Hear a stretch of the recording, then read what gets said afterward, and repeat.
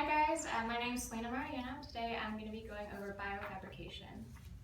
Now just a quick overview of my presentation. First I'll be defining it and then going over some of the different types and technologies behind biofabrication, talking about some current limitations and challenges, and then looking at its future applications.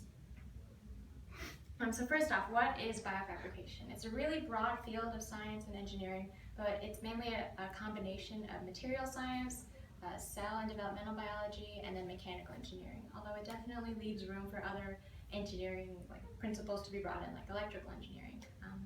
It's basically the creation of living and non-living biological material from raw cells. So as opposed to tissue engineering, which is basically like repairing and regenerating tissue, it's creating this tissue that retains a lot of the properties of like natural tissue. So the ability to react to external stimuli, the ability to self-assemble.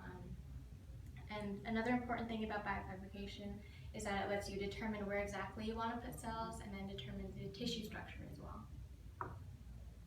So there are two basic techniques of biofabrication. It's in vitro, which is outside of the living body, that's to say in an artificial environment like a lab, and then there's in vivo, which is happening inside of bodies. Now, in vitro is the definitely far more widely used version of biofabrication, just because in vivo has not been developed at all. But as in vitro progresses and evolves, we'll likely see a lot more of the techniques there being applied to in vivo fabrication.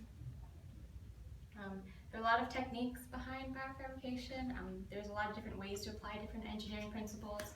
This is definitely not an exhaustive list. This is just a few ways that we can use this.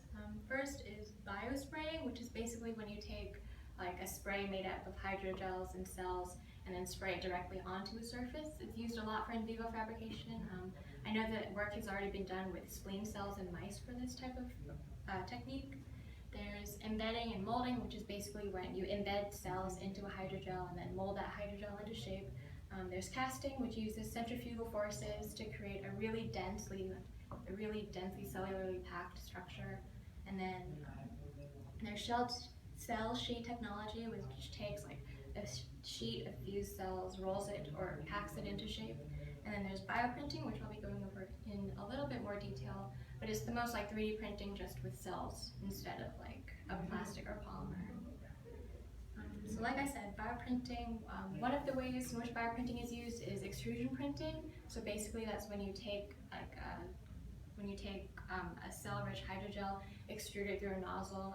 The first picture right there is of a polymer substrate, and then those little red dots are liver cells. So that's a biofabricated liver construct. And then you've also got laser-assisted printing, which is when a pulsed laser is used to push bioink from a metal ribbon onto a different substrate. There's inkjet printing, which is the most like 3D printing. It's basically you render a design online and then use that to create a 3D image made out of bioink. There's also microvalve printing, which takes a really low viscosity bioink and then uses that to make a shape.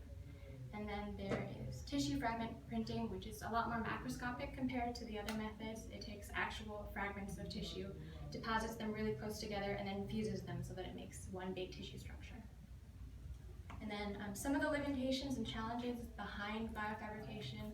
Because it's such a new technology, there are three main challenges, and that's the high cost of these engineered products, the high cost of biofabrication tools, and then really limited access to some of the raw materials necessary, like stem cells.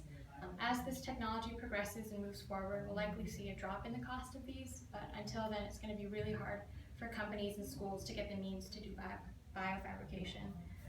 And there's also a general lack of mechanical integrity of these products. Each of the different methods of biofabrication has its pros and its cons, but in general, because everything's done in an artificial laboratory setting, we're looking at a lack of mechanical integrity as you're moving it from a petri dish into a human body. And lastly, I want to go over some of the future applications. You can definitely produce more renewable energy for the biofuel industry.